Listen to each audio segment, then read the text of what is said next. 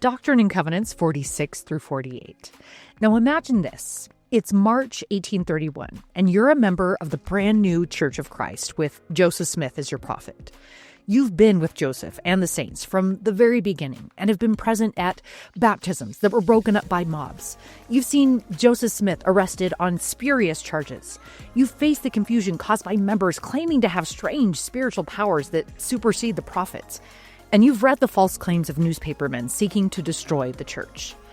Satan truly seems to be on the warpath, and gathering with the other saints together in Ohio seems the wisest decision to find strength in numbers. But imagine how you feel every time you gather for church meetings if a stranger approaches the door. Is this the leader of a mob?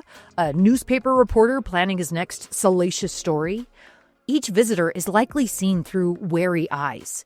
So perhaps it's no surprise that it has become a general practice that only those who are baptized members or have expressed sincere interest in the church are allowed through the doors for services. This was the cautious and sometimes violent religious climate in which the New York and Ohio saints found themselves in March 1831. But as Joseph Smith settled into life in Kirtland, he received a revelation now known as Doctrine and Covenants 46, which revealed an important change that needed to be made in the church, and that is now loudly proclaimed outside every LDS church house. Visitors welcome. No longer would someone have to prove their earnest interest before attending a church meeting. Everyone was welcome to attend.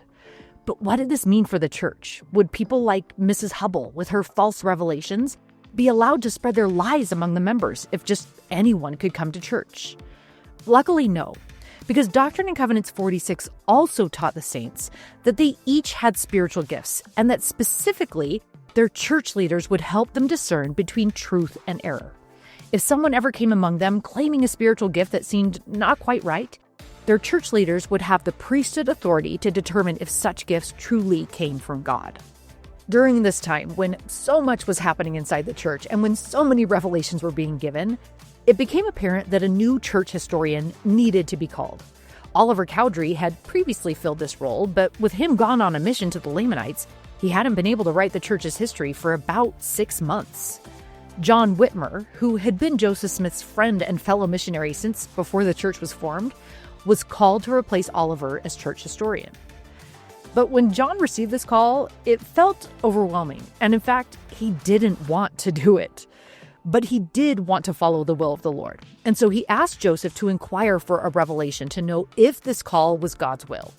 Joseph inquired, and Doctrine and Covenants 47 was received, in which John's calling as church historian was confirmed by the Lord. And John was about to have a lot to write in the history of the church, because most of the New York saints had still not arrived in Ohio by March 1831. But the bulk of them would be arriving in the next couple of months, which created a bit of a problem. Where would these saints live? This was a question that seemed to be at the top of the Kirtland saints' minds, and especially Joseph Smith's. Joseph was no longer the prophet of a church spread among multiple towns and states. He was to be the prophet to a city full of migrants who would be looking to him for both spiritual and physical help. Where was he to put all these people? And so Joseph inquired of the Lord and received the revelation now known as Doctrine and Covenants 48, in which the Lord laid out a plan for the Kirtland saints. First, they would need to share their land with the incoming New York saints. And second, they needed to save as much money as they could to purchase land in the future. But this last part of the Lord's plan was a little bit mysterious. The Lord indicated the Kirtland saints would need to purchase land for a city in a location that would be revealed to certain men in the future. Where would this new city be? Who were the men who would know where it was? Why would they need to build it? The Lord left the Kirtland saints on a cliffhanger without an answer, and we're ending this video on one too. Keep watching each week to find out more.